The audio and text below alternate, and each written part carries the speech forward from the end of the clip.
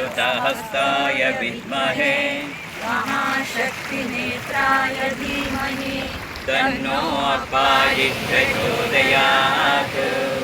ॐ सुवर्णवृष्टिं कुरु मे गृहेशीः सुधान्यवृद्धिं कुरु मे गृहेशीः कल्याणवृद्धिं कुरु मे गृहेशीः विभूतिवृद्धिं कुरु मे गृहेशीः सुवर्णवृष्टिं कुरु मे गृहेशीः सुधान्यवृद्धिं कुरु मे गृहेशीः कल्याणवृद्धिं कुरु मे गृहेशीः विभूतिवृद्धिं कुरु मे गृहेशीः। अम्मा सुवर्णवृष्टिं कुरु मे गृहेशीः सुधान्यवृद्धिं कुरु मे गृहेशीः कल्याणवृद्धिं कुरु मे गृहेशीः विभूतिवृद्धिं कुरु मे गृहेशीः।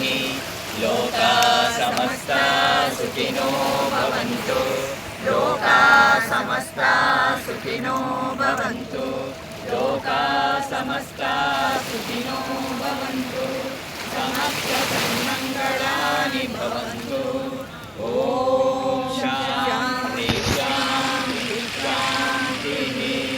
हरिः ॐ तत्सत्।